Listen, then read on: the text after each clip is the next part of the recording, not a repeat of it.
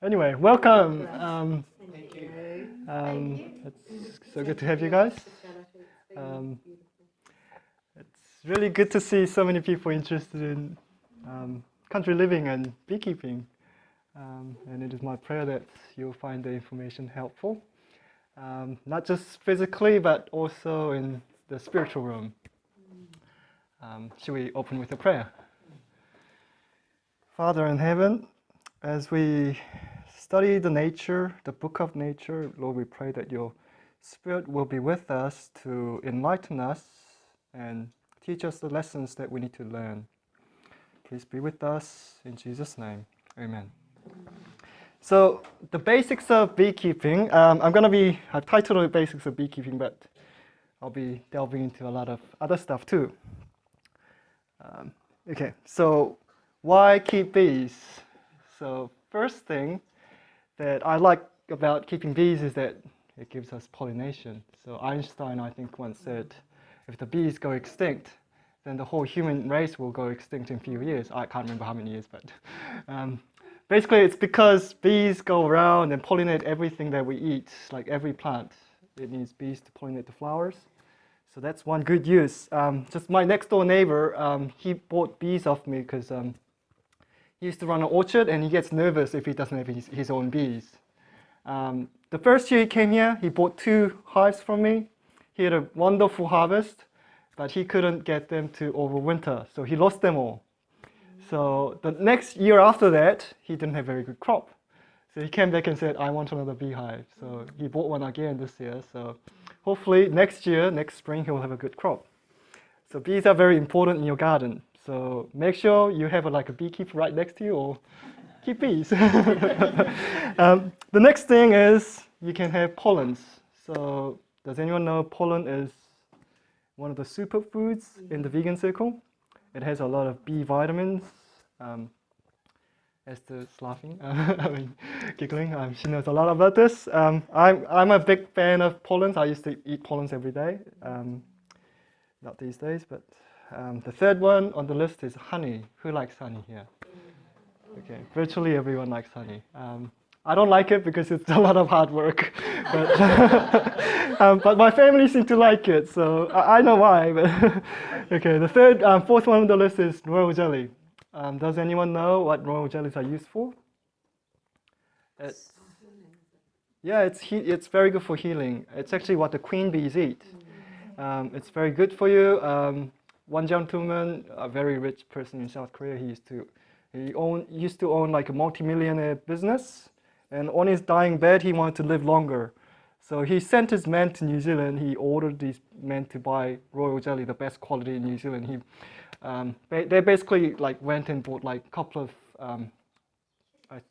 of kilos worth of royal jelly, and I think it costed him 50 grand or something.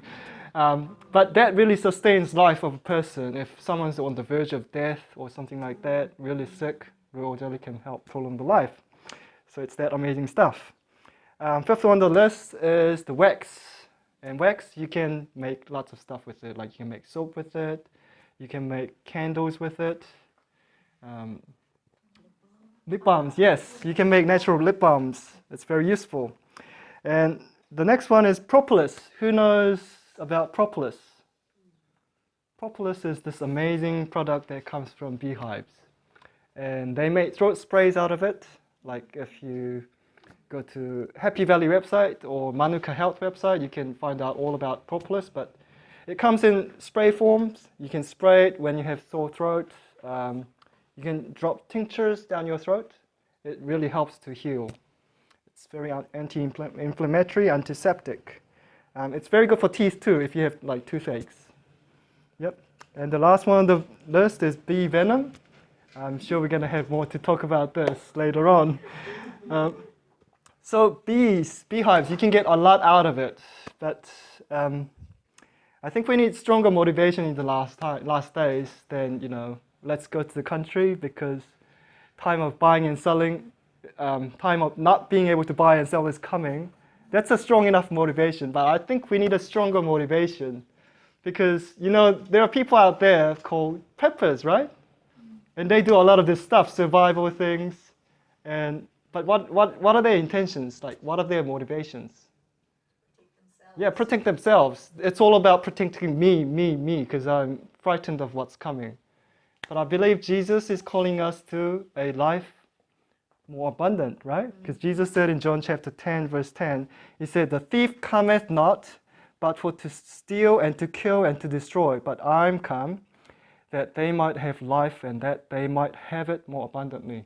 And I believe Jesus is calling us to country living in these last days, not because we should be afraid, but we can have life more abundant, more closer relationship with God. So that's why we're here, right? So here's some quotes that I wanted to read to you from Christ's Object Lessons. I'm sure you have all read it. I'm just going to bring my laptop up here. A few quotes. "Natural things were the medium for the spiritual. The things of nature and the life experience of his hearers were connected with the truth of the written word, leading thus from the natural to the spiritual kingdom. Christ's parables are links in the chain of truth that unites man with God and earth with heaven. The scenes upon which the eye daily rests were all connected with some spiritual truth, so that nature is clothed with the parables of the Master." You know, Jesus talked a lot from nature, right? Every time he taught his people, they were always in nature. So Jesus was directing them to the book of nature, helping them to see the principles of truth embodied in nature. But we live in a day and age where people mostly live in concrete buildings with concrete pavement, tar-sealed road, and often never take a foot on grass. So how disconnected are we from that? Continue reading. "So through the creation, we are to become acquainted with the Creator. The book of nature is a great lesson book, which in connection with the scripture, we are to use in teaching others of his character and guiding lost sheep back to the fold of God. As the works of God are studied, the Holy Spirit flashes conviction into the mind." I guess that's very important. As the works of God are studied, the Holy Spirit flashes this conviction into the mind. It is not the conviction that logical reasoning produces, but unless the mind has become too dark to know God, the eyes too dim to see him, the ear too dull to hear his voice, a deeper meaning is grasped, and the sublime spiritual truth of the written word are impressed on the heart. So this is what happens when we study the nature while we pray and study the word of God. And it says, "Let everything which their eyes see or their hands handle be made a lesson in character building. Thus the mental powers will be strengthened, the character developed, the whole life ennobled. As we come closer to the heart of nature, Christ makes his presence real to us and speaks to our hearts through peace and love." And it is my desire that as we go through the beekeeping lessons that we will be able to see the principles of the truth, the gospel actually embodied in the whole life cycle of bees.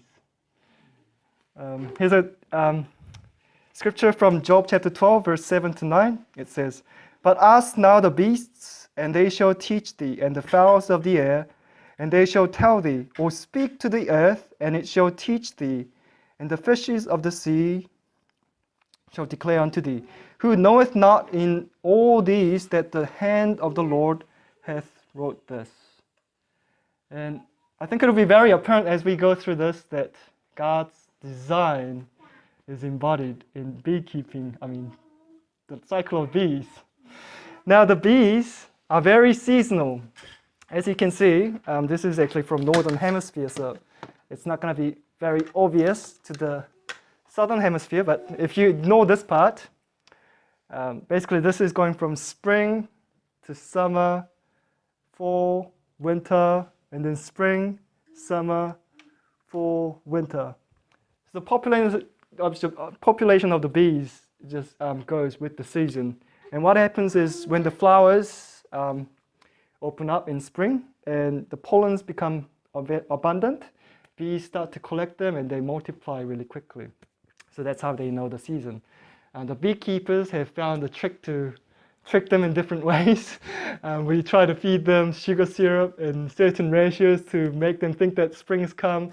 We give them pollen patties in the middle of the winter, try to fool them into thinking it's spring so that they will multiply. We found these tricks, but these behaviors are built into bees. And it's really amazing as you study into this. Now, did you know that there are this many types of bees in North America? This is amazing.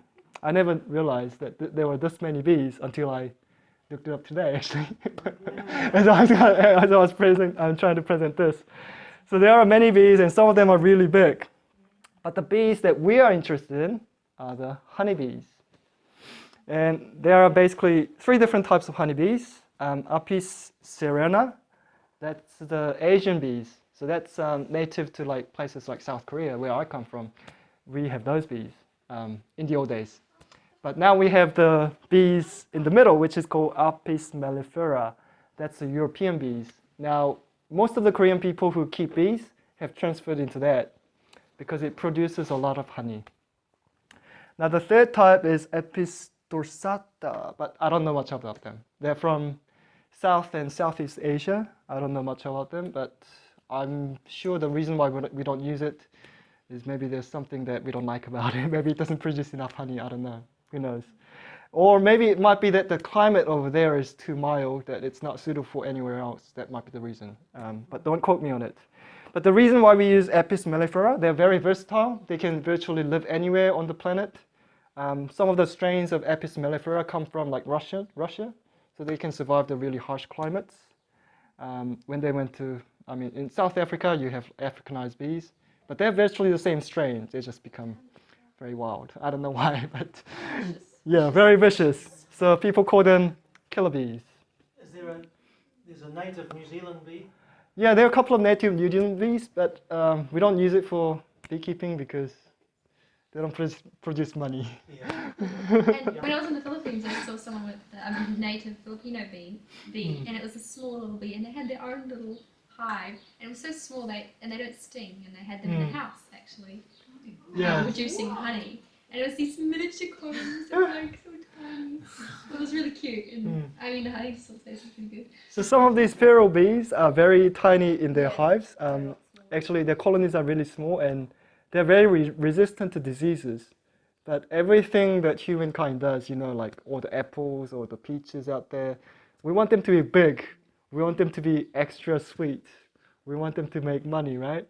So what we end up doing is we breed these things to be very weak in some ways. So if you think about like peaches, you have to spray quite a bit to prevent it from like rotting when it rains.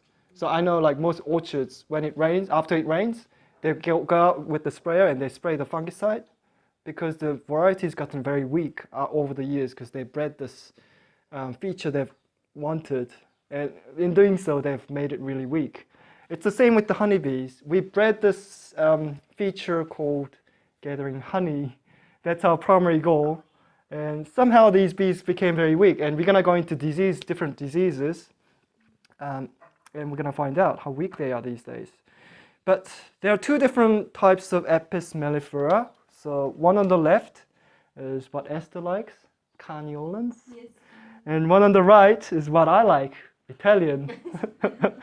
As you can see, the black one, the reason why I don't like is it's not really easy to spot them in the hive because all the other bees are almost the same color. These are the worker bees.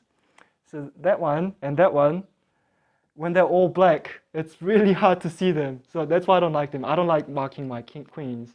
So unless you mark them, it's really hard to see.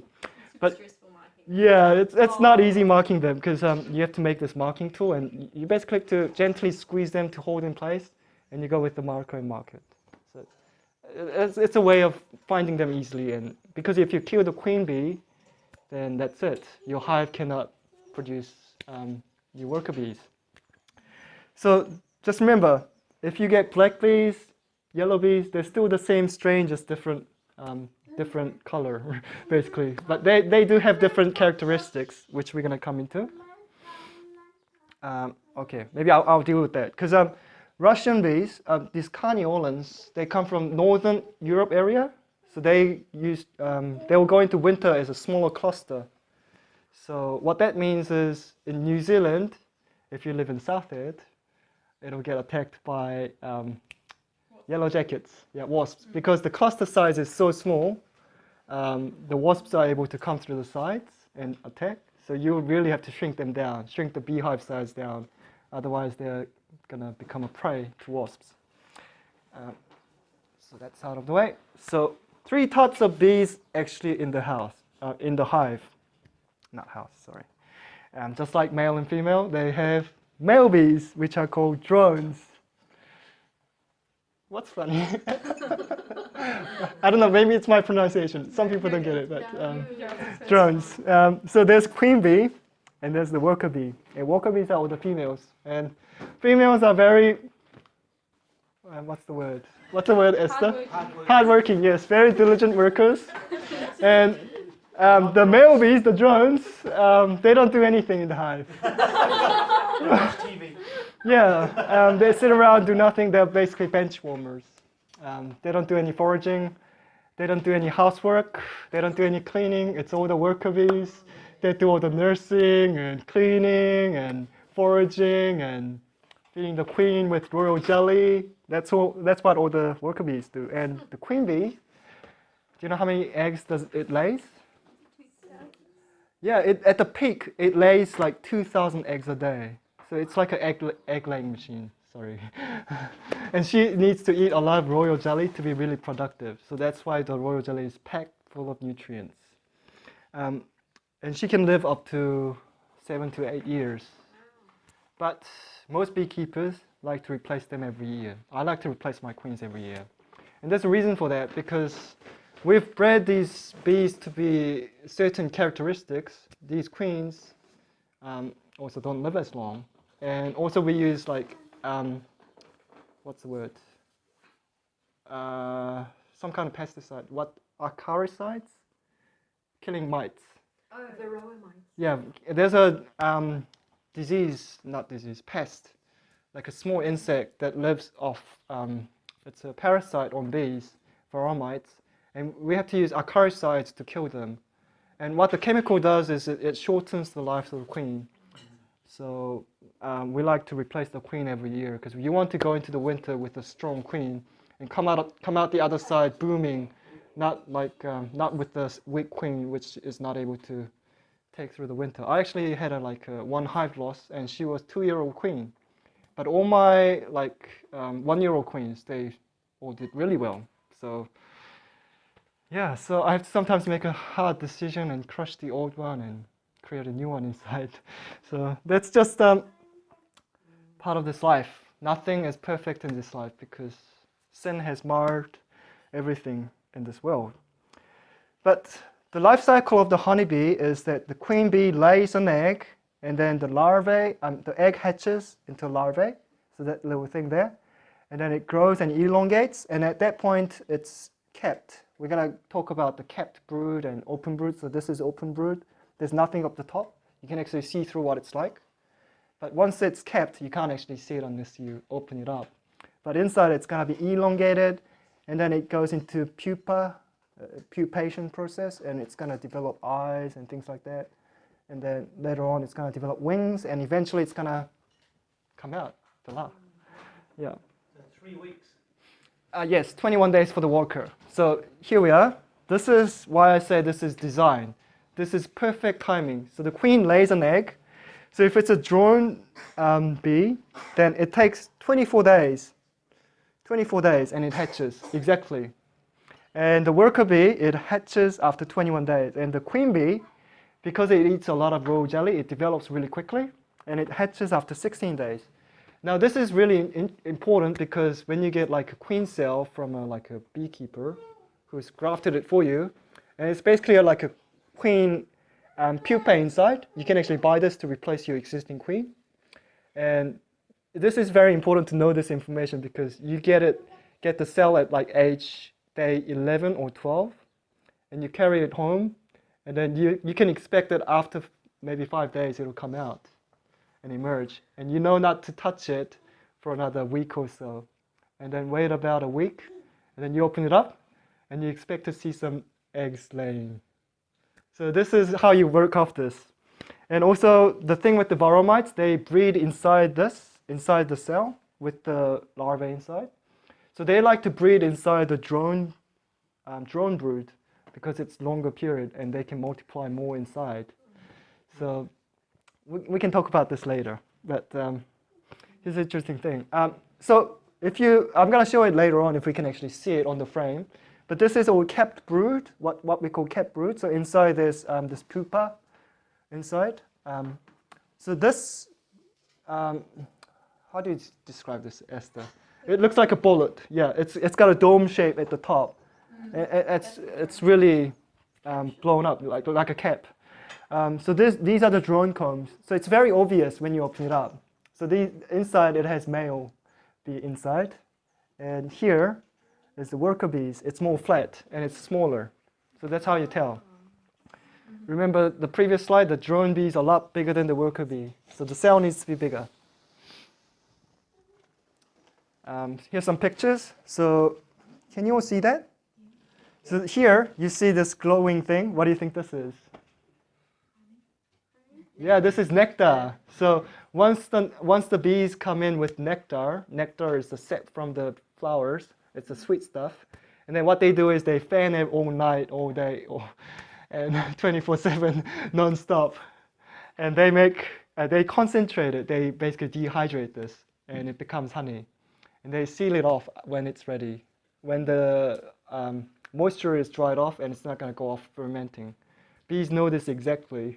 So that's what's amazing about this. Everything here is not by chance. It's all designed, right? And here you see some larvae, young larvae, just developing into pupa, before pupa. Here you see capped honey. So once the nectar dries up by fanning, they cap it. So what happens is they can keep the honey in there for years and years if they don't eat it. But usually they go through it in the winter.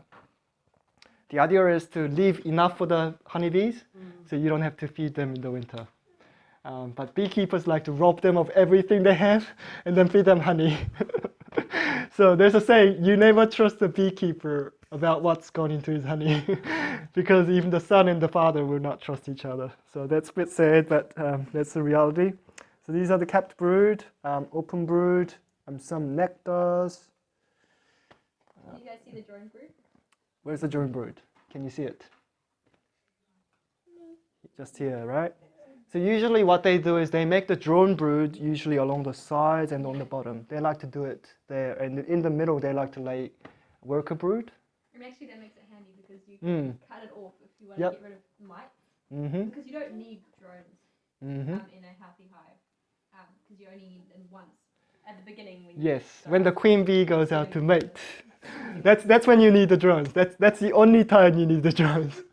So what ends up happening is in the autumn, the drones get evicted from the house. That's quite sad. So they actually pull them all out and kick them all out. And they're going to winter without any drones. Can you believe that? I feel sorry for the guys, but that's what happens. But these are the eggs. Can you see the egg? So these are little speck. It's actually, in real life, it's much harder to see if you try to look at it without the light. I'm hoping that we're going to have some light when we go out there. And then it grows into this larvae. You're going to be looking for this when we go out, so make sure you get this in your mind.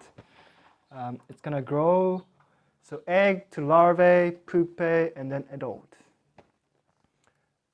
Sometimes you can see them hatching out like that. It's very cute. But they won't be able to fly for quite a bit because when they come out, their wings are quite weak. So until the wings harden, what they do is they are the nurse bees. So they go around the house and they feed the little larvae with royal jelly. So larvae actually get royal jelly from egg stage once they hatch for a while, just not as long as the queen. So that's the difference. And those are what's called swarm cells. So what they are trying to do is, because the hive is so flooding with bees, they are trying to make new queens. And that's a bad news for the beekeeper, because what happens is, as the new queen comes into the place, the old queen leaves with a lot of bees. But that's funny, isn't it? The old queen leaves. She's not gonna stay. She's not gonna say, the new queen, you go out. She's gonna say, I must decrease and you must increase in the house. Yeah, you see I that? actually didn't realise that. Yeah. I thought it was the new queen that leaves. Because I thought then, because she needs to get mated, they all leave and she gets... Yeah, so that's interesting. Yeah. So so the old queen leaves with most, like half of the bees, and then if the strain of the bees like to swarm a lot, which is the characteristic that beekeepers hate, because it's really hard to control it. What actually happens is subsequent queens actually leave with smaller portions of bees continually until they have like just enough size for the hive. But that's nature. They want to multiply and reproduce and take over the world. Yeah, that's what they do. But here you see what's called emergency queen cells. When you see that, that's a bad news because it means you have crushed your queen somehow and she's missing. And bees have figured this out and they realize they don't have a queen and they want to raise a new queen. So when you see that, it means you've lost your queen. You better let them do what they do. Because if you take those out, thinking those are the swarm cells, because it just remember this point, if you get a swarm, you're going to be losing your bees if you don't catch it. And it's kind of hard to catch the swarming bees, unless you have like a small nuke box up in a tree somewhere already as like a swarm trap, and sometimes bees go right into it. And you get free bees. Like Esther the other day, she caught a swarm and the bees basically came and nested on this tree and you just shake them into a bee box and you get free bees. Yeah, free bees. Yeah. That's where it came from. But- so from nature. Yeah, so here you have the what's called emergency queen cells, and the quality of queens from emergency queen cells vary. Sometimes you get really good queens. I had a couple of those really good queens. Sometimes you get really bad queens.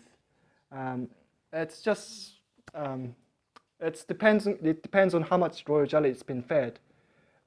They're gonna choose the right size of larvae, but its amount of royal jelly they get fed determines how good the quality of the queen is gonna be. And probably going into too much. Maybe I'll skip this one. Just remember, if you see emergency queen cells, then that's bad news. Just remember that. Maybe I'll touch on this later if anyone's interested. But here's an interesting behavior from a hive. What this picture shows is that when a bee goes out to forage, they do a little dance. Did you know that? And what they do is they look at where the sun is, and they do a funny dance. I don't exactly know how it works, but they do some kind of funny pattern to let the other bees know where exactly the location of nectar is. And then the other bees look at it and they go into foraging. So if you see like if you like had like a jar of honey open somewhere, then you'll see like a scout bee coming, and then they'll do a little dance around it. And it's gonna get bigger and bigger, and then suddenly a little bit later, you're gonna have whole swarm of bees come and take the honey off you. So be careful. But what's interesting is these bees, when they go out foraging, after they've got some nectar or pollen, they can go home without actually thinking about it. They go into autopilot mode, and then they go straight back to where they came from. So you gotta be careful when you move the beehive during the day, because if you move it more than 1 meter during the day, then they're gonna lose place. They won't be able to find their way back.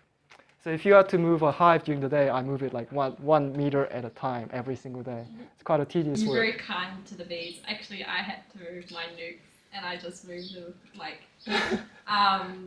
from here to that shed over there. And it took them a day, but they all figured it out. Yeah, But sometimes many of them get lost. Oh, you reckon they do? Yeah. Oh. So. They seem like they've always stopped going. So the trick is, this is what I do. Unfortunately have a friend up the road who is more than 5K away from me. I take a hive that I want to move and take him to his house for 3 days. And then they forget where they came from. And then after that, I take them back to where I want to put them. So that's how I relocate. That's one way of doing it. Now, these are the different types of hive. So that's more of a traditional type one. So if you go to like these Asian countries, they'll have like a small thing like that, or like a small box which bees breed in it, and then when it comes to harvesting the honey, they actually have to break the combs down and harvest the honey, and you end up destroying the whole hive. So what the Europeans have decided is this thing here, which is called a Langstroth Hive, which has movable frames. This is quite interesting. This is more of a new development that people are trying because people like natural things these days. And what that is, it's called top bar hive. And you just have top bar, and you just let the bees make their own hives inside. But you can still move these top bars individually. So if you want to harvest this honey, then you take this top bar out, and then you just cut across that and harvest the whole comb. And then you don't end up destroying all the other parts. And bees seem to love this because they like doing their own thing rather than people determining you have to build this one there, that one there. They don't like that. So that's why people go in that direction. And it's better for the mites as well. Yeah, because they end up making smaller cells. Because what the beekeepers do is we have like a foundation inside each frame. We're gonna go have a look at this. It's all gonna make sense once you see this. But it has this hexagonal size that the beekeeper has already imprinted on the frames, that the bees build their cells according to that frame size, according to that size. And it's bigger than what the natural size should be. So this is the human greed side coming along. So when you let the bees make their own frame, they end up making smaller cells. And what that does is that as the bee grows inside the cell, bee actually crushes the Varroa Mite, and Varroa Mite is not able to survive in that. So that's like a natural way of doing it. But I wanted to do it, but it's really a tedious process. So if you have a lot of time on hand, yeah, you can try it. But unfortunately, I don't. But okay, I'll make one point. In New Zealand, legally, you have to have a hive with movable frames. It's a law. What? Yeah, you didn't know this? I probably blocked my... Okay, it's a law because there's a disease called American foul brood, and it requires that you check every frame of brood for the disease. So that's why we have this law. So just remember that. But if you're starting out beekeeping, you'll be doing this Langstroth hive anyway, so you don't have to worry about it. So I've gone through some minimal basics. Now the exciting part. Let's go to the outside. When I first started out, I wanted to have like all brand new stuff, shining and things like that. But as I progressed into beekeeping, I realized it's not about the equipment, it's about the bees. So you don't have to have like fancy like store-bought stuff. You can make your own stuff as long as it works.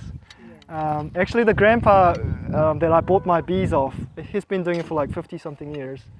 And all his stuff is like homemade. This box here, this old one, is actually from him. And he made it out of basically some plywood or something like that.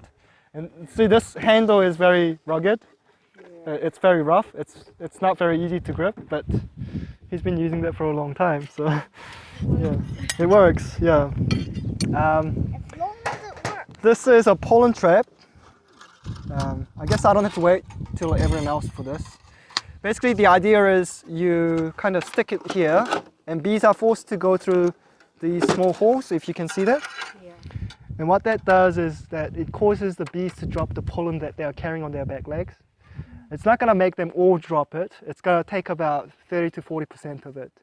So in spring, you can capture a lot of pollen because they bring a lot of pollen that's extra. So every day you can go out and take the pollen out, and you can have your own bee pollen. Yeah, you can eat it. You can, but you have to see. There'll be some like other stuff, foreign things that you don't want to eat, like parts of bees or something like that. So you're gonna have to go through it. But yes, you can eat it. Yes. So that's the pollen trap. Obviously, I've used it a few times, so it's not clean. Not that clean. Now these are the hive tools. There are more, but I have two types here. I'll show you how it works. This is the frame holder. I usually have a brick on top of my hive lid because it's just sheet metal. so, so when you work the hive, you would have like a smoker, but I don't have one. So that's the lid. Goes on top of it. That's like a propolis mat. It's an optional one. I don't use it, but basically, if you want propolis, that's some insect. If you want propolis, you can put this on top of beehive. It's got some gaps here. It causes the air to go inside, and bees don't like that. So they block it with propolis all the way, and you can harvest it and take it out, put it in the freezer, and then take it out, and it's gonna be really hard. So you can just go like that, and they'll all pop out. And what you can do with the propolis is you can grind it with like NutriBlot or something. You can eat it like that, or you can dissolve in alcohol, but then you have to go through a distillation process to get the propolis extract out. That's that. There is. So this is what you call either brood box or honey box, super, honey super, depending on where it is. I've got a queen excluder here. What this does is that it causes the queen to stay under this, because queen's too big to fit through here. Only the worker bees will be able to fit through that. So what that is for is that you want to keep the brood under here and not have to worry about brood being in the honey. So when these honey frames are full, you take this one off, shake all the bees off, brush them off, and you can just harvest that, free of brood. Whereas if you don't have this, when you come to harvest the honey, you might have some brood in there, and what ends up happening is that as you harvest, or the brood comes out into your honey. And I mean, I don't mind, but some people don't like that. I just strain it and it's fine, I think. Oh yeah, you can smell the wax. So basically what I usually do is, if I have the honey box and if it's springtime, then I just crack this open and I just check underneath for the swarm cells. If I see any queen cups there, and then I go through every frame to see if there's queen cells. But usually, if you are quick to give them enough rooms, they won't swarm. These are the hive tools. The way to use them is that the idea is you want to loosen this. So this one, you have to go like that. Obviously, I don't use this one often. There's a reason for that. I like this one, because this J tool, you can hook it like this and take it apart. So idea is you hook this side first, and then you grab it, and then you hook this side, and then you grab it out like that. And you have to be quite steady, because there's going to be a lot of bees on this. Now this is what you call a frame, and this says wax on it. I've done a really poor job because this used to be a really dirty frame, and I just want bees to make cells and make brood on it. But as you can see, it's got this hexagonal shape here. This is plastic. This is what you call plastic frame. I use plastic because it lasts a long time, but bees like the wood. Yeah. Basically, the bees draw on top of this and they make a cell. So that's the super and brood box depending on where the location is. So that's the terminology. And that's the base. So you have your base and you put your brood box on top of that, and your bees live here, and that's where the bees will go in and out. And so in the winter, if it becomes colder and bees cluster up in the middle, you want to close this down like that to about 2 or 3 bee spaces, and that'll be your overwintering strategy to keep the bees. I normally use some wood. Yeah. I like to be able to control it, so I just have like a piece of wood and just put a nail there, and I'll slide it like that. You'll see that when we go over there. So that's that. Any questions on the hive components? Okay. So just a comment. Yep. Why that hive tool you use is so nice, because you actually, when you take it out, you want to be quite careful. Yes. You actually don't want to damage the cell, break the cell, because then the honey runs out Yep. before you're ready to extract it. So that's why you want to be quite careful not to damage it.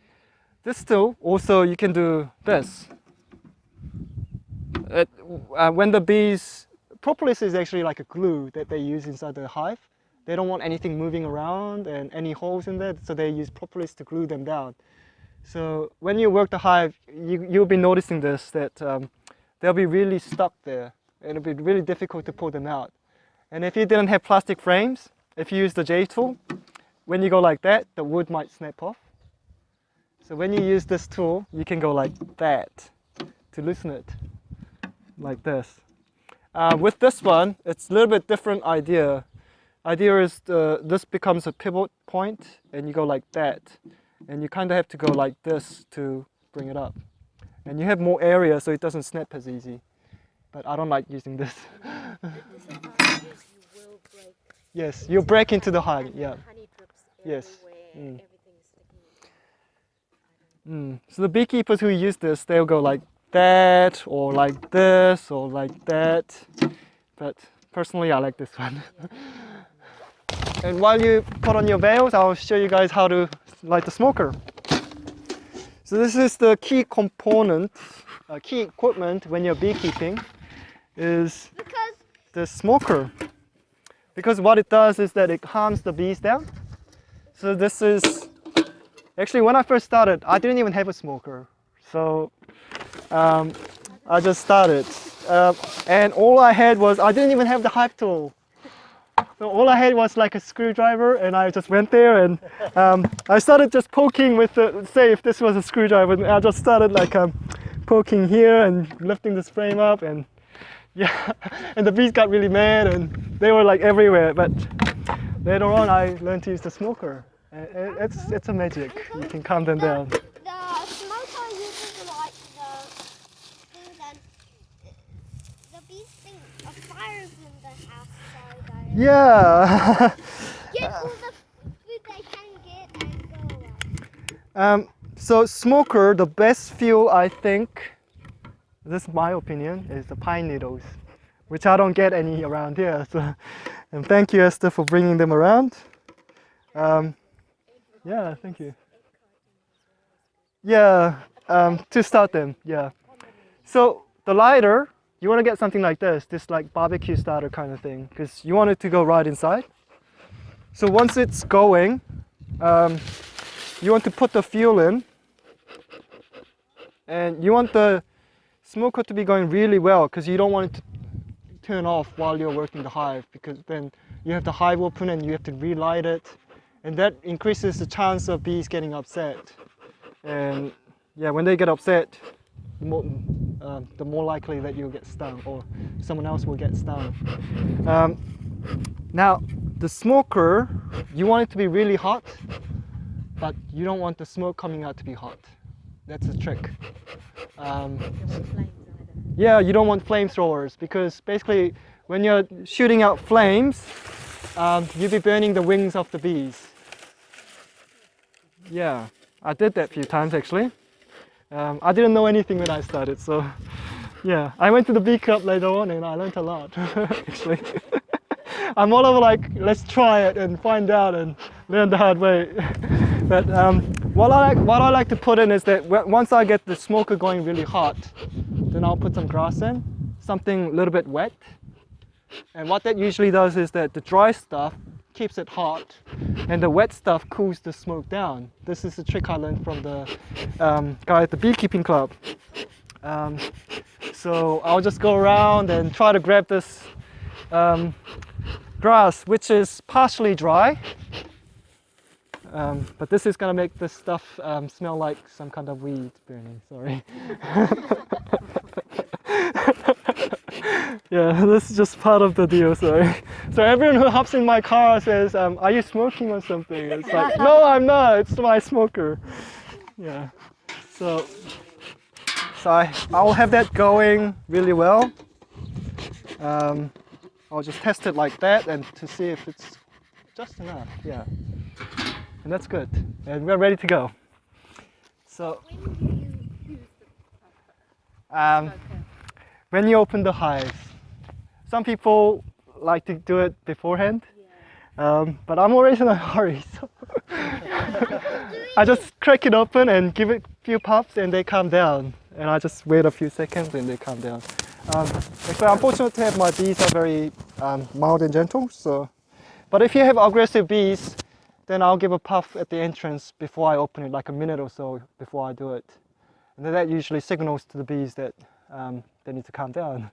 So Yeah. what's your secret to having calm bees? You work them really slow every time. Then they know.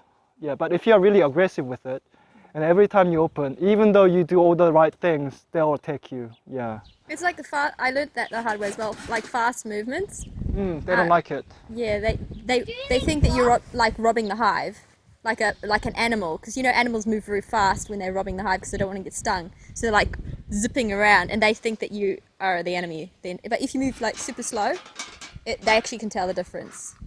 So I have to constantly be telling myself slow down. So you don't want to knock the hive. You want to be really steady with your hands. There's actually a lot more to beekeeping, but I can't do everything today. But once you get into it, they have different ways to signal each other. Like when every day they'll have like orientation flights of new bees that are ready to go out fly, and then they sort of like dance around at the front. Actually, a few bees are sending the pheromones out, signaling this is your hive, and then when they go out, they sort of like gently fly around here and then further and further out, and they spin around, and it's basically they're trying to get the orientation of where their hive is before they go out foraging. So there's different things that are built into bees. They're so fascinating. Yeah. And once you start beekeeping, you're so fascinated with these things that it's amazing. So this is what you call a nuke hive, which is like a nucleus hive, nucleus colony. Basically what it is, it's just a small beehive with lesser frames, but it's got a queen in it. It's got everything that bee has. This is what you call a single hive, single story. So it's just got a brood box, and in there you got like honey and everything. This is more typical of like early summer. I've only just put on a super because this is my new split with the new queen in it. So it's not going to have any frames at the top, but on the bottom it should have it. The reason why I have two lids is that this one has a hole in it. And I used to feed my bees through this hole during winter. So. Pardon? How do you do that? With a jar. So basically what you do is you put some small holes into a jar lid, and you put some honey syrup, not honey, sorry. Honey's expensive. Sugar syrup, sorry. I'm a beekeeper. So I put in a really thin sugar syrup, like 2 to 1. 2 water, 1 sugar. And what it does is that it tricks the bee to thinking, oh, this is spring. Let's make some eggs. Let's make some brood. Yeah, so that's how I build up a really small hive during winter to raise a lot of brood. Yeah, that's just, that's a beekeeping beekeeper's trick. So this one won't have much in it, but what I do is I just put the lid down. As you can see, this one has wooden frames because bees like the wooden frame, but it's got a plastic foundation. So it's got the best of the both worlds. So plastic foundation won't rip as easy when you go extracting, but wooden frames, they like it. So, but like I said, I put it on yesterday, so it's not going to have anything on it. It's the bottom story that we're interested in.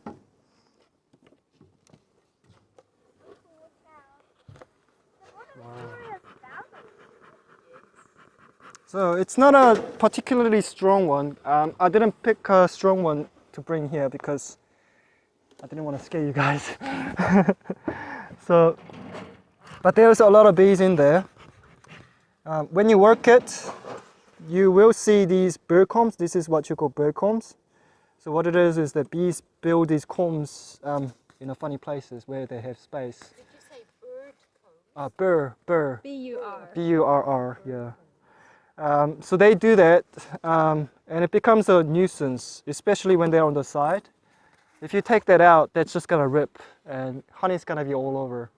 So what New Zealand beekeepers usually do is we take out the second frame usually, like that, and You gotta be really steady when you take this out because you don't have much space. So you just take it out like that. And see this bit here, that's the kept honey. Yeah, and that shiny stuff there is the nectar. It's not yet dry, so they haven't sealed it. But if you see it here, that's got eggs. Can you see some eggs, Hugo? The white speck. The white spit. I need glasses. Okay. Anyone with good eyes here? Just along here, it's got white spots in there. Uncle, I can see the big yellow ones. So these are all worker bees. Yes, they are all worker bees. So these are the kept brood. So if we just open a few of these up, like if we open that up, you're gonna see a pupa inside. Yeah, you have a pupa inside. It's elongated. So one next to it is not elongated. This one's still curled up round on the bottom. Yeah, so that's a pupa that's elongated. Yep. I can see the Yeah. pupa because I have good eyes. Yeah, but basically here it's all eggs, newly laid eggs. So what you're looking for when you open up a hive is that you want to look for eggs. Now, can anyone tell me why we are looking for eggs? Okay, Sion, go ahead. Bees. No. Why are we looking for eggs? That means you've got a queen. That's right. Yeah. In the last 3 days. Yeah, we want to know if there's a queen in there which has laid within last 3 days. If you don't see any eggs, that means it might be queenless. But sometimes bees do have brood break, so you gotta be careful. But usually if a hive is queenless, when you open it up, they'll be really buzzing around. They'll have like a frantic motion to it. So you'll see bees really kind of in hurry for some reason. So you sort of know, yeah. So these ones are just walking around. Yep, they're quite friendly, as you can see. They don't mind being worked, but you got to be really steady when you take them out. So this one's got a really good frame of brood. This is all kept. But as you can see, you see nectar in between. What this tells me is that this hive is running out of room because this is brood space, but they're putting honey into it. So that's why I put a new box on, because I don't want them to put honey here. I want them to put honey into the top Yeah, and story. they were putting eggs in the outside. Mm. So does that mean you're also going to put a queen excluder so that you don't get in by your honey? So that's the thing. When you put the queen excluder, you don't also want them to discourage them from going up. So what queen excluder does, what it does is that it discourages them from going up. And what that does is that it slows them down from building the comb. I can actually attest to that because I had that experience with my new swarm that just moved in. I put the queen excluder on, put it in the box, and they didn't touch it.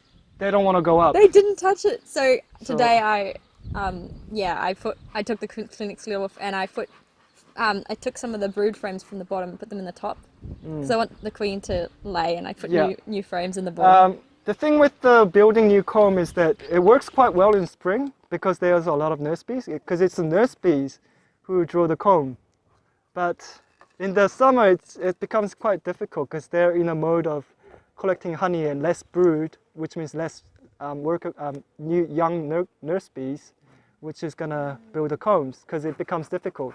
So that's why I don't usually put in honey excluder unless I actually want to exclude it. I mean, I want to extract the honey. So what I would do is that I'll let them build it, and then when they have built it, and it comes to a time that I want to actually harvest it, then I'll actually force the queen to go downwards and put an excluder in, so that she won't be able to lay eggs.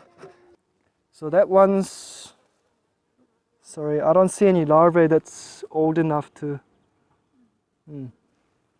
Anyway. That's how you go through it. Anyone willing to try this? Yes, me. No. Now, how I do it is that I'll just go through it, and if I see if I see eggs, then I'll just pack it up because I don't have to worry about it because it's got a queen. The only time that I'll go through all the frames is when I see swarm cells. So this one's all jam full of honey. Yeah, and some pollens. So does every frame have its own queen or not? nope. It's There's only just one queen in the whole hive. one queen in the whole hive. Yep. Right. So Where is the before I close up, I just want to get them in the right place, Where is because bees don't like having the frames moving around often, unless that's your intention. I sometimes move around the frames to confuse the bees, so that they won't build up as quickly. Oh, that's interesting. Yeah, So that they won't, sorry? build up as quickly. To yeah. stop them from swarming, kind of thing. Yeah. But They're starting to get a little more agitated. You can see they're starting to. fly a bit generally, quicker. I like to put the frames back in the right place. So how do you harvest the honey? So that's where we're gonna go. Ah, right. I saw a good frame from the other side, so from the other hive, so I'll try to open that one. So the exciting stuff is the harvesting part. So you don't use the little brush? Yep, I use the brush. So each of every hive you have, how often are you typically having to go out and do something with it? Okay, that's a good question, because when I first started, I thought I had to look at it every week. But since then, I've become a really lazy beekeeper, so I'll probably open it like once a month. Yep. Because I can tell which one's gonna build up quickly and which one's not. So in spring, I'll probably open it up more often. But in summer, when the nectar starts flowing, I'll just check. I'll see if they are running out of room, then I'll put it on. I won't actually physically go through all the frames now. Yeah. So now this one, I put in some frames, empty frames in the middle, and that really slows them down. Because what they like to do is they like to have a brood nest in the middle. But I've put in here, and they're sort of staying in this side for making brood, because I don't want this one to go too fast. But they started building new frame, so that's how they start to build a new frame. If you put the super on top, then they will start to build from the bottom. So that's an interesting thing that they do. So, but right now there's enough nectar, so we won't get any feisty behavior even if we do this. So I could even just put it here and no bee's gonna come and attack it, basically. One thing I should mention is fire hazard. So make sure you know what you're doing with this when you put it out. Some people like to tip it all out on like a gravel road because it's not going to catch fire. But a lot of beekeepers actually do cause fire time to time. So, and I'm very poor with I'm very poor on, pine needles. So I just like to keep them in there. So what I do is I just have like a wooden plug and just put it up there. That's just going to keep it out. Yeah, and I can reuse what's in there later on. I'm just going to talk to you guys about the diseases in honeybees because it's important. Because we don't live in a perfect world. That's my birds up in the chimney. Not a perfect world. They like to nest in my chimney, and every autumn I have to clean it out. And yeah, it's not fun. But bees have this disease, and like when we were up there, every frame I showed you had like a solid brood pattern. So when it's kept, you can see all the brood is kept. Like everything's the same pattern. But yeah, like a wall of brood. But when you see this, what do you notice? Yeah, it's very sporadic. It's very patchy, right? Every now and then it'll have. Whenever you see this in a hive, I'll be very worried to see what's going on because normally bees don't do that. What happens is that brood don't end up making to pupa stage. They die beforehand, or even if they made it, they die within the kept cell. So what the bees do is they clean it out. So here in this photo, this is normal, but whenever you see a red arrow, you see they're like curled up inside. I don't know if you can see it, but they are in a funny shape. Some kind of disease is causing this, and what it is this mite, Varroa mite. It ends up killing the larvae, and larvae is trying to avoid it, and it sort of curls into wrong position and it dies, and it just becomes petrified within it.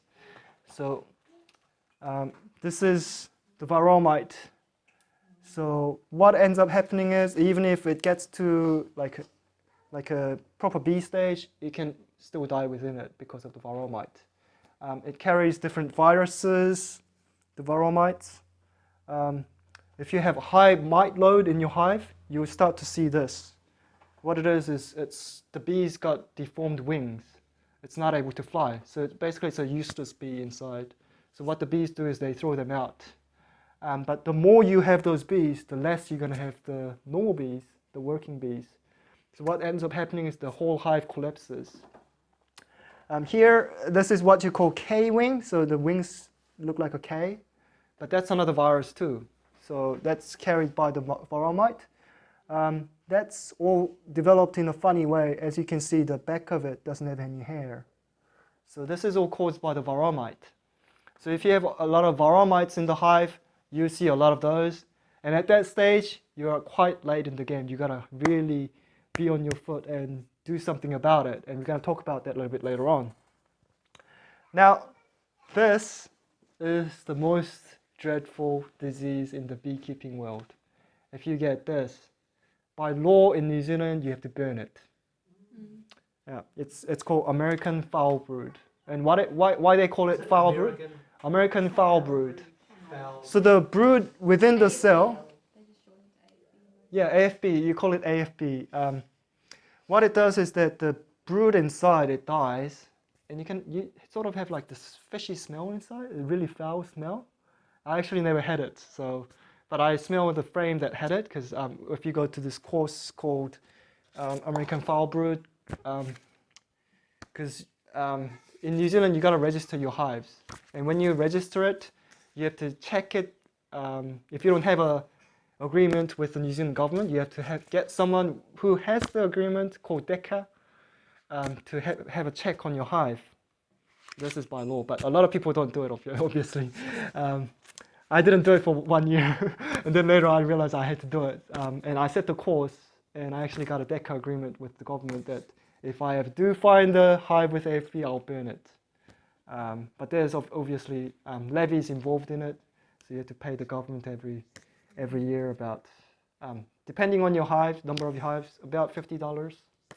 Yeah, that's a bit of a cost. But what this disease is that you'll start to smell a bit of a foul smell, but even if you don't smell it, you'll start to see this funny brood pattern, and then you see that some of the brood cappings are sunken and it's dark, and some of them have this chewed mark on it. And what you do is you get a matchstick and you swirl around the sunken or these ones with chewing on it. You swirl in it a bit, and then you pull it out, and then you get this string of some gooey matter that stretches about this much. Then you can be certain this is American foul brood. And That's nothing to do with Varroa mite. this is nothing to do with the Varroa mite. This is bacteria, I think, because in America what they do is they treat it with terramycin, which is what's the word? Antibiotics, yeah, antibiotics. They treat it with antibiotics. New Zealand, we banned it. I'm thankful that we banned it, because if we didn't ban it, what ends up happening is you get antibiotics in the honey. Yeah, so it's a good idea to ban it. Instead, New Zealand opted for the hard and fast. Sorry for the, but we opted for the burning. So. Yeah, elimination strategy. So sorry, I don't know why, but it must be a New Zealand thing that we do. Yeah, it must be a New Zealand thing. It's got positives and negatives. So if you go to this course or if you get this book, it actually tells you a lot about bee diseases. So if you're serious about keeping bees, the two diseases that you need to be most concerned about is the Varroa mites, which is a parasite, and then the American foul brood, which you will encounter if you are in an area with a lot of beekeepers. Because the statistics say about 2% of the commercial beekeepers, about 2% of their hives encounter American foul brood and they burn it. So that's quite a high rate. So if you're near an area with a lot of commercial beekeepers, you're likely to mute it. Have you ever encountered it in South Head? No, not yet. Not yet. But I had an incident reported because if you join this program with the government and sign a DECA agreement, then you get a text from the agency if you have like American foul brood near your site, because you register every site that you have and number of hives that you have. And if you have American foul brood, then you report to them. And someone reported to them that their hive had American foul brood. And this is the Mr. Kim's place that I keep my hives, like most of my hives there. Just next door neighbor, they used to keep bees. And one day I realized, oh, their bees are gone. What happened? And I received a text saying, there was American foul brood within 2 kilometers of your hive site. And I knew that there was that. But why is it dangerous? Because whenever a hive dies of American foul brood, and if the beekeeper is slow in detecting it, the bees inside, the colony becomes so weak, the other bees from other hives come and rob out from it. And it ends up taking all the disease with it to their original hives. And all the other hives around it become infected. So New Zealand has opted for no treatment whatsoever, no try whatsoever, just destroy it. Yeah, and I know organic beekeeper in America, his name is Michael Bush, and he has this theory that it must be related to feeding too much sugar. That's what he reckons, because he's done some study on this, and he reckons the beekeepers in the north get a lot more American foul brood than the beekeepers in the south, which has a lot longer nectar producing period. So he has this theory this must be related to the health of the bees. So that's an interesting theory to keep in mind. But diseases, if you're serious, look into it. How do you destroy a hive? How do you destroy a hive? We're getting to that. AFB, if you find it, dig a hole. You actually have to kill all the bees with the petrol fume. So put a rag or something on top of a beehive, pour some petrol or diesel, close it up, let it all die. You actually have to close the hive first, and you actually have to kill all the bees inside. Otherwise, you won't be able to burn it because you will have all the bees flying out everywhere. So, and then just wait till like dusk, like right now. Make sure you dig a hole first, which can fit all your hive gear. Not quite. You don't actually have to fit everything in the hole, but just enough to cover all the ashes. So then at that point you pour some diesel and like at this time, and then you burn it. And then you make sure you cover all your ashes with the dirt. It's basically like a honey. Yeah, but the thing is, you're not allowed to extract this honey. Oh.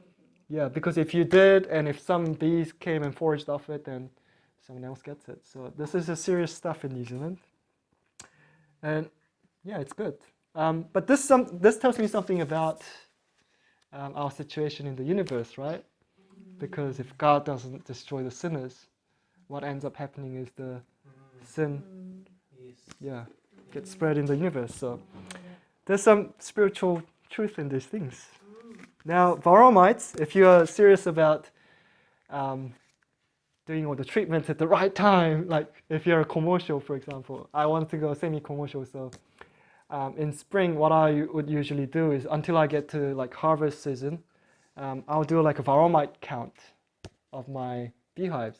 So basically, I collect a sample of bees of a hive every single time I go there, and then do a shake with the icing sugar, and then I'll let the bees go.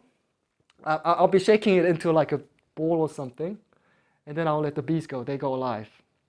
Thank God I don't have to kill them to do this. And then I'll put some water into that ball, and the icing sugar all dissolves away. And you see these specks. And if you look closely, they are Varroa mites. So if you get to a certain threshold, I make a note of it every time I do this. And if I get to a certain threshold, I know I have to treat them. Otherwise, when it comes to the harvest, your hive, instead of thriving and collecting a lot of honey, it's full of Varroa mites, and it's going to die.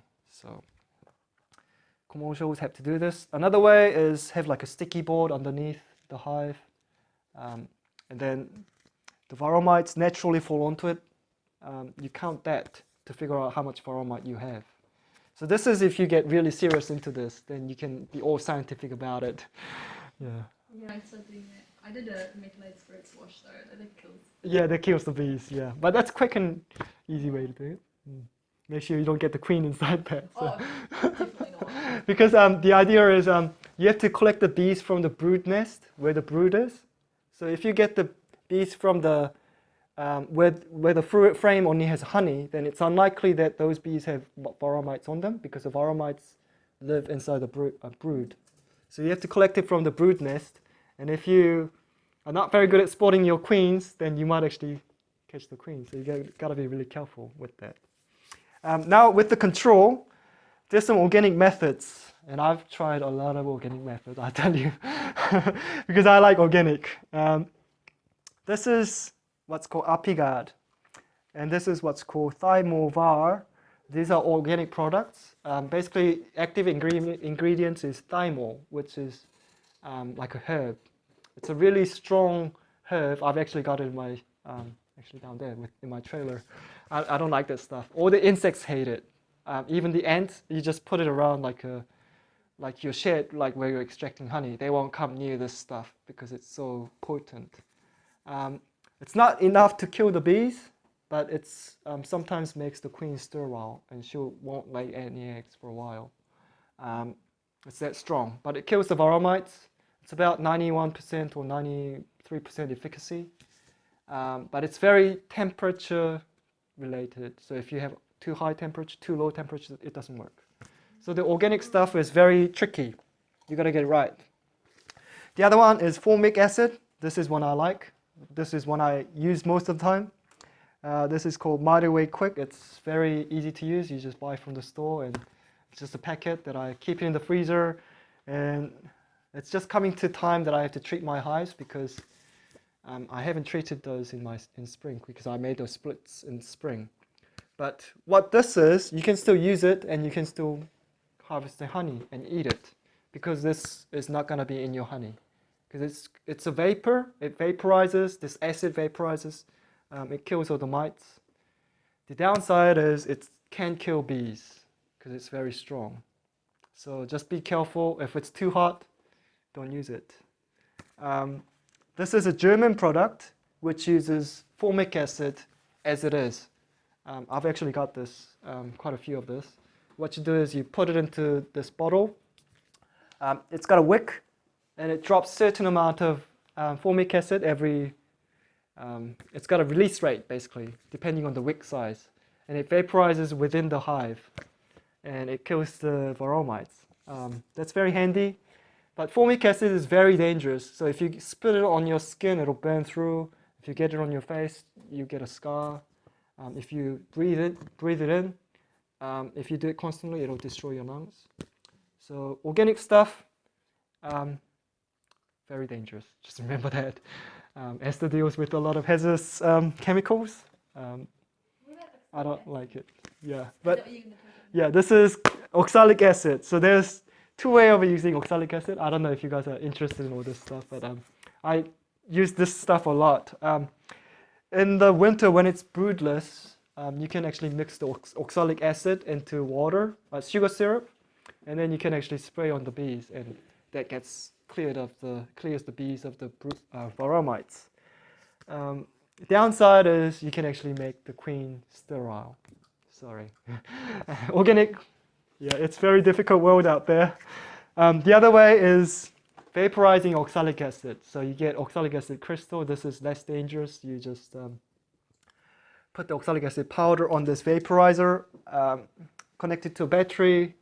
Put it inside the hive and close up the entrance with some like a rag or something, old rag, and then connect it to a battery and walk away and wait for 2 minutes and then come back and it's done its job.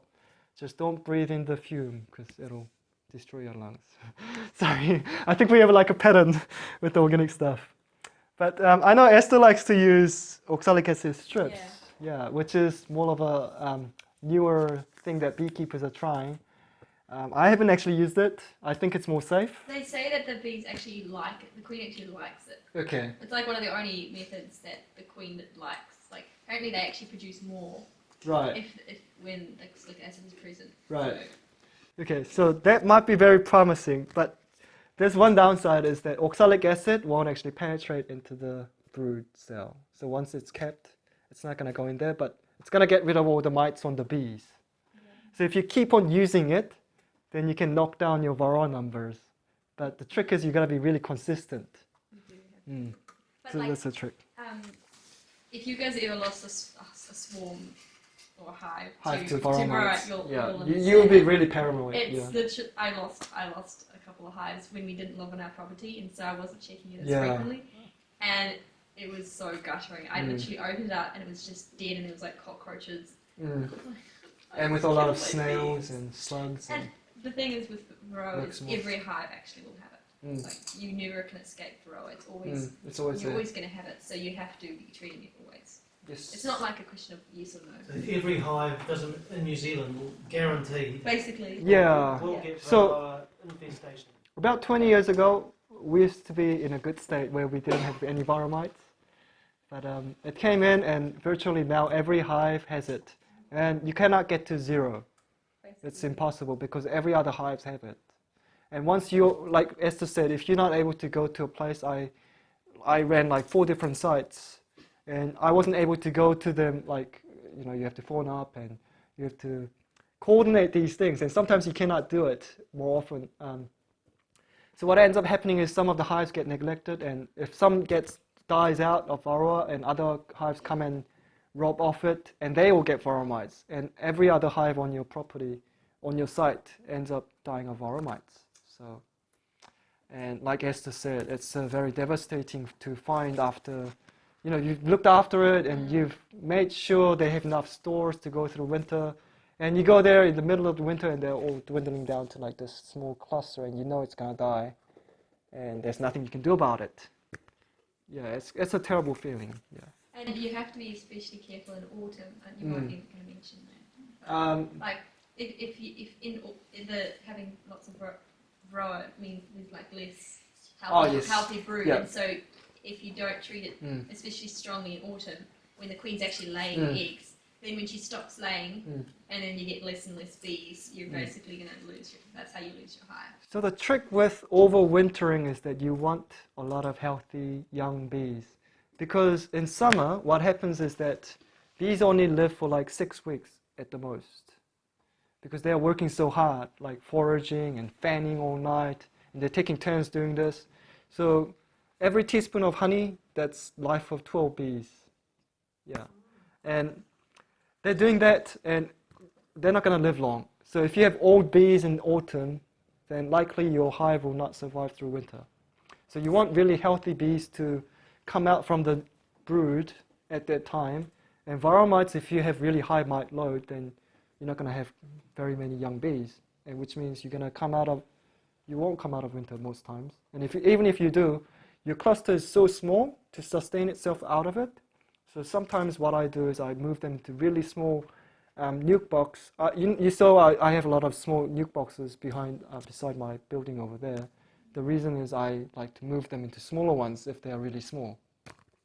That increases the survival rate, but if you're doing commercially, you can't really do that. So commercial beekeepers just say, that's it, that one's gone. So they just make new splits. Or sometimes what we do is we remove the queen and then we combine multiple hives. Yeah. And then introduce the queen into a cage. Yeah, you could do that. So, Varroa mites, very dangerous. I have a question. Yes. So how often do you have to check and change those strips? Because if you put the strips in. So, oxalic acid, I haven't used it, so I don't know, but the other oxalic acid treatments, you go with the brood cycle. So if you do it I think it was every week or every 14 days at least, you can get them. So, but you got to be consistent on that date. Same with the drone comb. There's a thing called drone combs, which has a lot of large size cells just for drones. So bees get this. So if you put that in, they make cells, and queen lays only drone eggs on it because she thinks this is drone comb. I mean, this is space for the drones. And what I used to do was every 3 weeks, because they drones need 24 days to mature and come out of the cell, right? So if I put in a drone comb and queens started laying on it, then I go back after 3 weeks and then take it out and freeze it. And all the Varroa mites likes the drone comb because the drones stay in there for longer, right? So that way I can trap the trap Varroa mites and kill them. But all these methods require consistency, and if you miss it, then that's it. So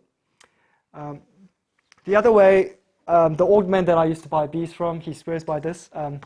This is food grade mineral oil. So he fogs this oil, mineral grade oil, into the hive. This is like a propane fogger. What this does is that Varroa mites have a smaller breathing, what do you call it, channels or something? Chamber, yeah. What the oil does is the particles of this fogging oil fog causes that to block, and they suffocate and die.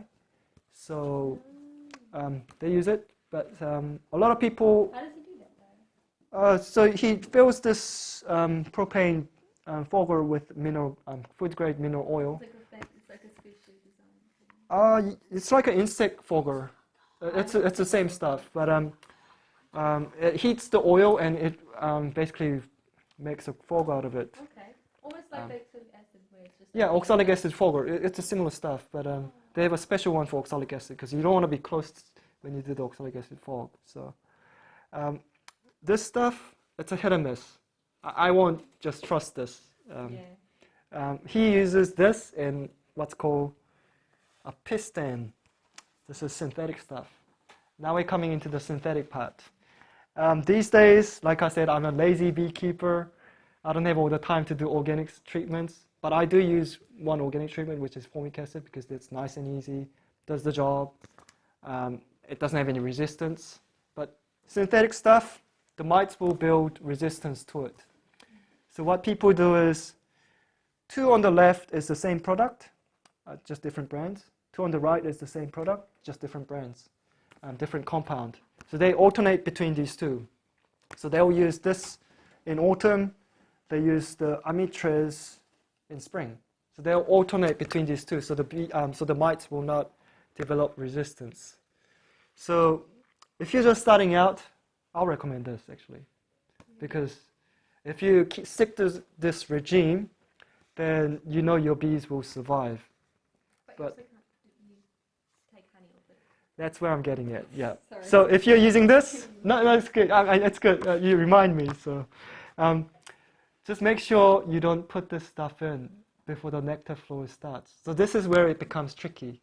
So this stuff, when I use it in spring, I start it really early because here I know the flow starts in October.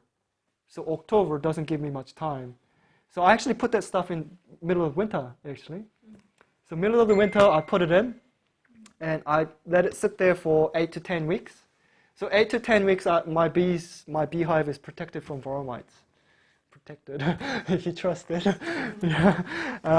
But they're still breeding in it, but just slower. Yeah. So what ends up happening is that I had to treat it again, like about this time, and I treat it with Formic Acid, because then I can still eat honey after that.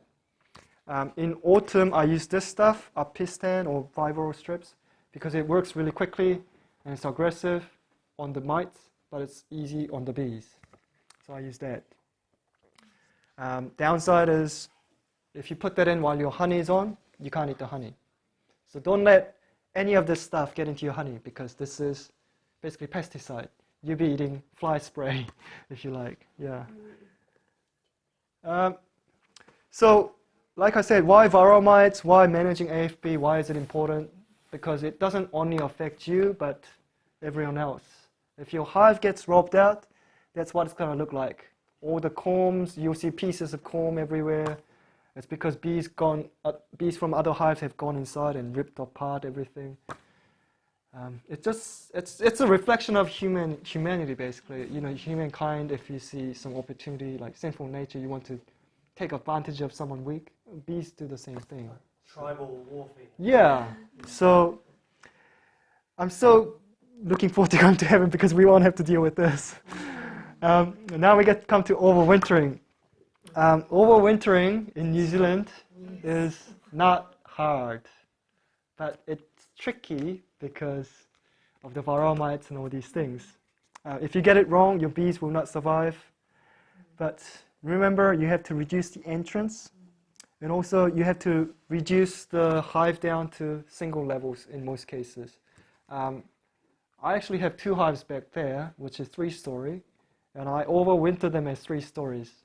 And there's a reason I do that, because I want those as my breeding hives, and I want them to create a lot of brood, and I take those brood out and make my sprits. But only way I can get them through winter with 3 stories that I have heaters in them.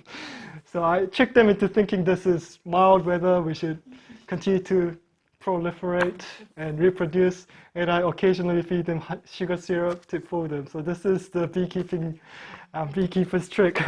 So that's the jar, and this man actually has some spaces underneath the jar with the small holes on the lid. What actually happens is that, you know, if you have like a jar with 1 hole in it, and if you just tip it really quickly, it won't drop out anything, right? Because of the suction of air at the top. It's the same thing. It won't drip out, but bees can actually suck through the holes on the bottom. So that's how you feed it. And if you feed it this way, then no other bees can actually smell it. But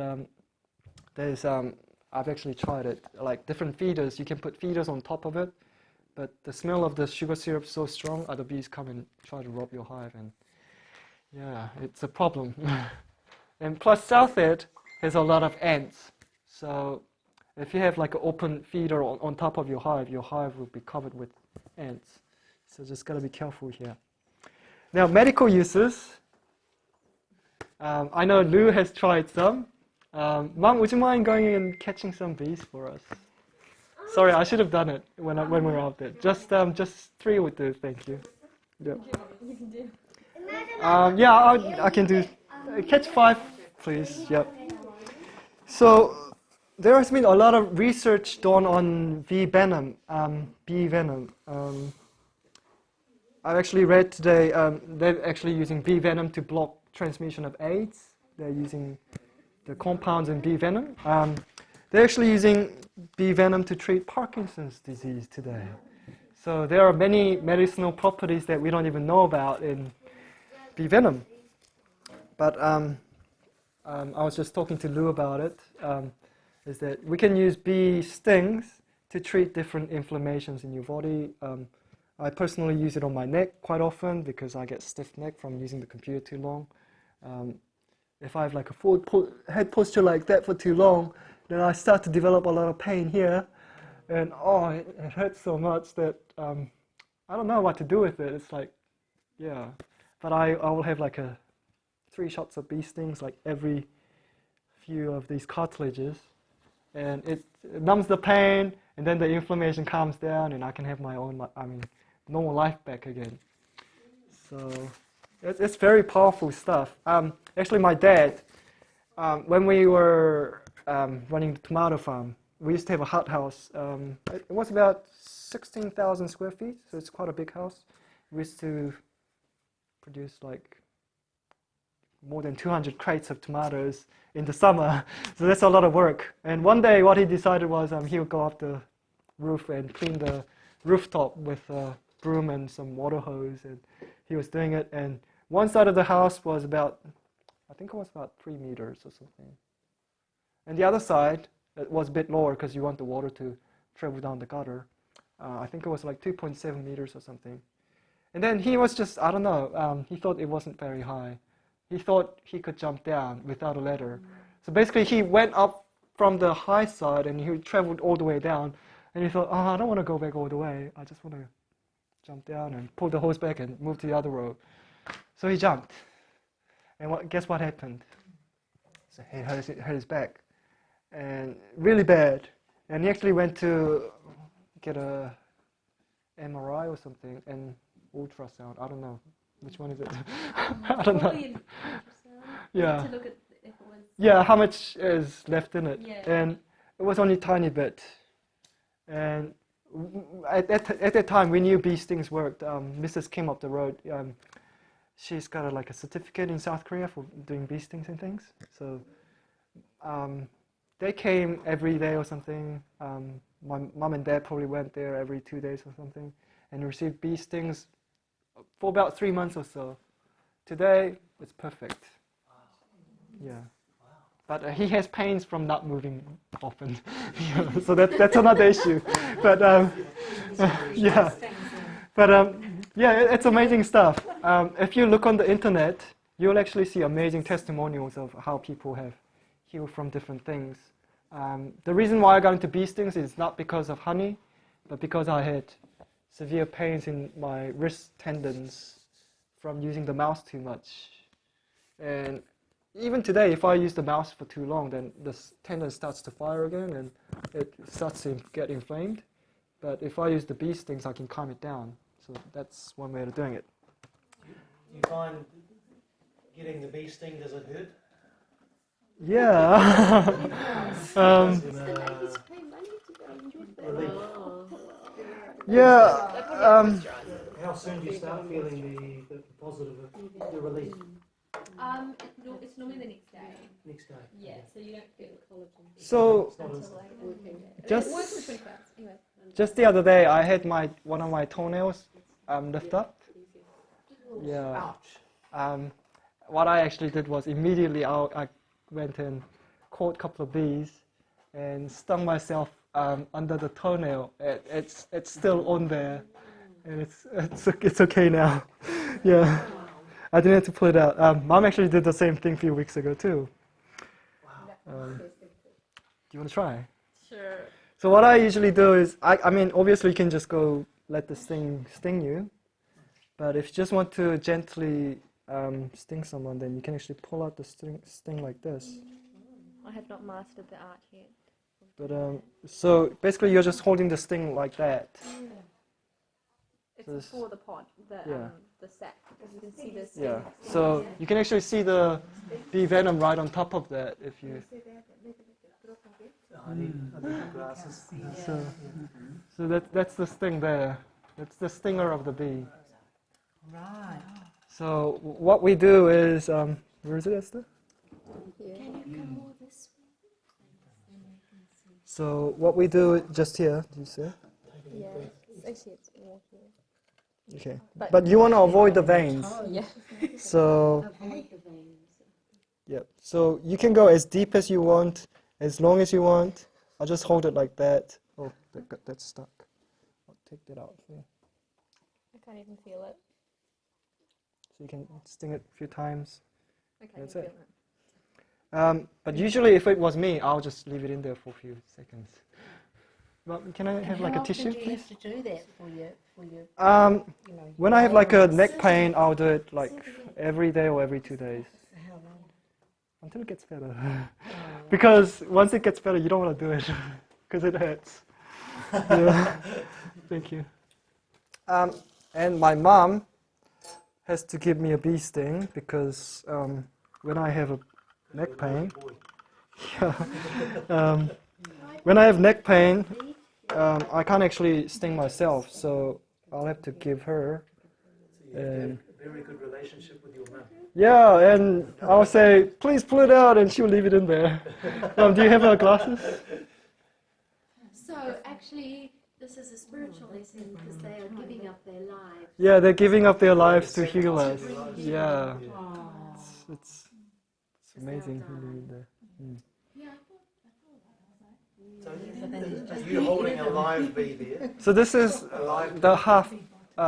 yeah, half bee. It's alive. Yeah. So if you touch this, the stinger will come in and out. Like I don't know if you can catch that on camera. But if you touch it, Like how long is the stinger? stinger is about this much. Yeah. Yeah. So what I'll have to be the subject. So just here is where I have the problem usually. Yeah, and I'll just have to let mom sting it. I don't have any pain today, so it's gonna hurt a lot. Yeah. Yep. When I have pain, I won't feel it much. So we have to sting it in between Bond. between the bonds. Two bonds. In between the bones. bones. Yeah, Separated right here and here. because usually it's the disc that has the inflammation. And here comes. Ready? Hmm. Oh, it doesn't go. So, the more. Did you feel that? Yeah. Of course, but this is much. Because you put extra in, so like it was pushing Because in it's the a poison. skin. Yeah. Mm. So that's how it works. But if you have really bad pain, for example, when I had to drive down to Wellington, and I had a lot of back pain, then I will get a lot of bee stings on my back before I leave, and I won't feel much pain. Wow. Yeah. It works for about 24 hours. Yeah. And sometimes you can actually feel that bee stings giving you actually like a massage or something, because you can sort of feel like the limbs going like ooh, like this. Yeah, it's funny feeling that. I think there's someone willing here. Oh, Can I have one okay. of my sore Did you toes? say it lasts for 24 hours? Now, much as I like bee stings, I want to be careful because it can kill. Yeah. So No one's gonna die today. yeah, no one's gonna die today, and I brought adrenaline. if someone wants to try, then I suggest you get a test, see if you have any allergies first, and then what we'll do is we'll go light on you for 5 times to see how you react to it. And then we'll slowly build up and see how you would react to more bee venom. Yeah. So it's a process. So if you're really in pain, then yeah, we can definitely help you. But I don't think tonight's a good time. Yeah. Yeah. So something to remember in the wilderness, if you hurt yourself really badly, and if you're not, sorry, that's not the right picture, but if you're in the wilderness, if you hurt yourself really badly, like if you bruised your ankle, broken your ankle like my sister and my mom, they both twisted their ankle and broken their bone right here. What, yeah. 40 bee stings on 1 foot. Yeah, every day. And my mom went to the physiotherapist and she said, I don't believe this. You've healed up so fast. Of course, my mom did hot and cold therapy as well, but by the end of, I think it was like the 3rd month, she was jumping, and physiotherapists never would have thought she would be doing that. So, and then my mom went back to work and she worked as normal. So, yeah. Yeah. Now we're at the sweet ending. So we're just going to try to have a demonstration of what you can do if you have hive at home. If you have an extractor, like Esther and myself, then you can extract the honey with using the extractor. But if you don't have an extractor, then it becomes tricky, because then how would you extract the honey, right? But you want to eat it. So this is where it gets interesting. So basically what you want is a couple of strainers. Maybe I'll just use these. If you have fine strainers, then it works better, but you can actually buy like a double mesh strainers, like, sorry, I have one here. Like a flower soap. Yeah, but this is from the beekeeping supplies. You can actually get this for $30-something. It's very good. It's got a double sieve, one for big one, and one small fine. So the honey out of it, if you have like 2 hives, I recommend using this because you're gonna get good honey from it. But even if you don't have it, colander in a bowl and something to collect the honey, it'll work. So this is a honey knife, but you don't have to get it because this is not easy to use. As you can see, it's very long. Do you use a honey knife? No. Right. I don't like using it either. Very sharp. Yeah, just a very sharp knife. Skim it. Because honey knife, it works if the comb is above the frame. It works well. If it's like this, you can just go like that, and you can get a really clean cut like this. It's really clean, right? But it's quite expensive, this one. I think this one I paid almost $50, but I never use it. This, I paid $16. It's an uncapping fork. It's very useful. Once you get used to it, you can really make a clean shavings like that. I can go do the whole frame in 5 minutes with this. It's quite quick. So you're just taking the wax off the top? Yeah, wax off the top, yeah, the cappings. Okay, so Mum and I are looking at each other with wide eyes because we don't have a knife or that, but we go through like 30 frames. We view it with a fork. Like it takes us ages. It's like there all night, just like uncapping frames.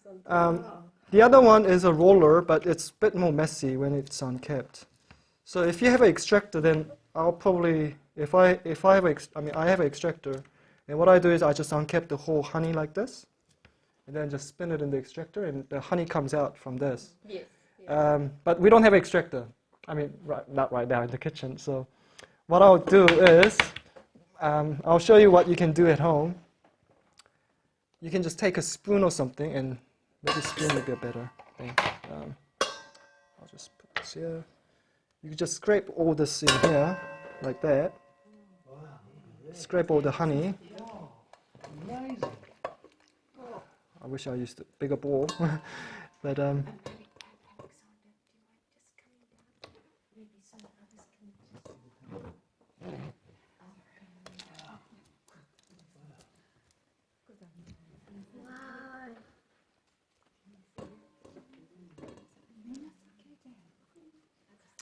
see, this is a lot of honey from just the unfinished comb.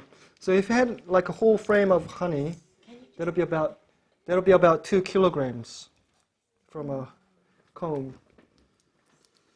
One thing I didn't talk about is those honey supers can be super heavy, especially for ladies, because when it fills up, it'll be about 30 kgs. So it'll be super heavy. So people like to use 3/4 size supers. Yeah, I got that. Yeah. Some even use 3/4 all the way, even the brood boxes. I stuck with full frame boxes because I like to keep everything the same. So, yeah. Yeah, I'm starting to like yesterday I had to I was doing I had 3/4 that was all wax like frames with comb that I wanted to put in my hive. But then it's a full frame hive, so it's like putting 3/4 Sorry. full frame. Yeah. So I have a question because there's some uncapped and some capped. Mm-hmm. Are they okay to be mixed together? Now that's the difficult part because late in the season, almost at the late summer, then even the uncapped ones will be quite dry. But in the middle of summer or beginning of summer, all the uncapped ones are not ripe. So if you harvest them, then your honey will ferment. Yeah. So you got to be careful with that.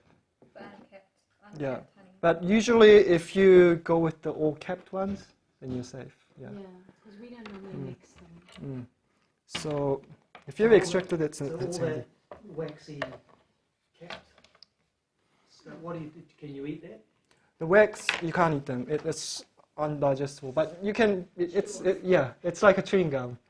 So basically, at this point, you can try to tip it in and try to sieve it, or you can crush it like this. Okay. Maybe I'm gonna. We melt it down and keep I'll get a smaller spoon. And you don't want to land up leaving it too late to collect your honey, isn't that right, Jean? Yeah. Because then it crystallizes and then you can't swing Oh it. no, that's Can't get the disastrous. What do you mean by too late? honey. When it's getting late, Cold. cold. Yeah, when Starting to it get becomes cold. cold. No, During the season, like autumn, late autumn, it starts to become really hard. Yeah. Cold. It crystallizes it. So you can And then you can't get it out. crush it like this. It's very difficult. You can't. You just have to either eat it just like that or give it to the bees or something. I would probably keep it in the fridge or the freezer and then just give it to them during winter when they're hungry. You can use it as dessert. So you have to get it. You have to reap it sooner. And do you sell yours? Not at the moment. We used to.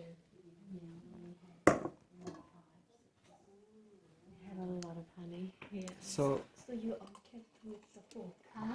With those hives. ah, When I did that, that was hard work.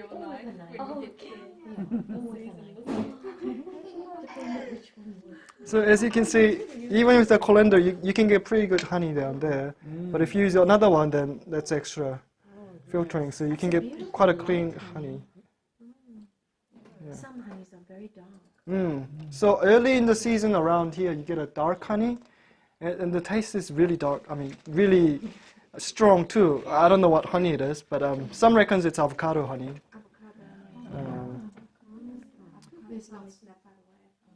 In the middle of the season, actually early December, we start to get kanuka around here, which is a little bit darker than this. And then we get clovers. So I don't know what this is, but it's quite light, so it's likely clover. It's beautiful. Liquid gold.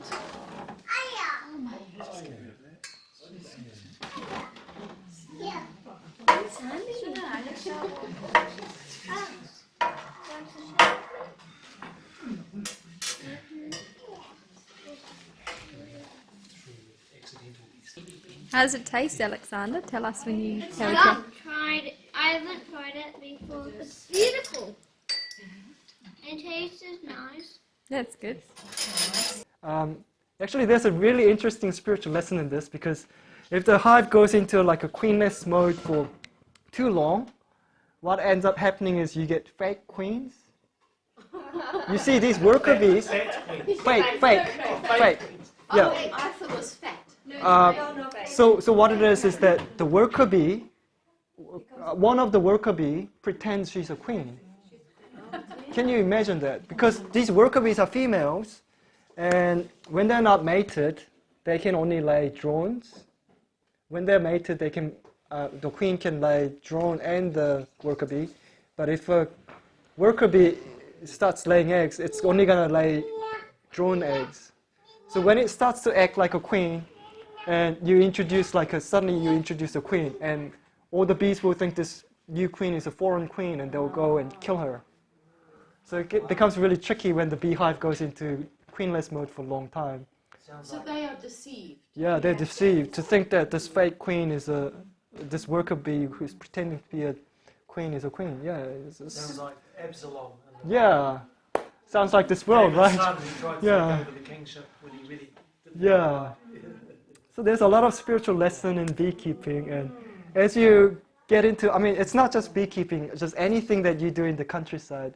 If you really study into it, like how to prepare the soil and things like that, Esther will probably talk about this later on at the camp. And all these things, you will start to really see what this world really is and what it should have been and how God is going to restore into. And I believe God wants to give us a sweet ending like what we tasted just now. And in the life cycle of a beehive, in the season of beehive, we can see the gospel picture, right? God wants to give us that ending. Yeah. In the beehives in the heavenly Canaan, they won't have any stings. Exactly. I mean, they won't sting us. Yeah. They'll have enough honey for everyone. You know, like when the Israelites went into Canaan, it was like land flowing with milk and honey. And if you remember the story of Jonathan, he was able to, just go with like that with his staff, and he was able to eat the honey. And it's only possible if they're producing so much honey that they don't even care about who's going to attack it. Yeah. I believe heaven will be like that. Yeah. Well, thank you for listening to me. I think we went on for too long, and shall we close with a prayer? Esther, would you mind closing first? Dear Father, thank you for bringing us together and teaching us about bees today, and that we can learn more about you as well. And I pray that as we go away, that we will be going away with a sense of awe of your creation, and that you also bless us and help us to see you in everything we do. In Jesus' name. Amen.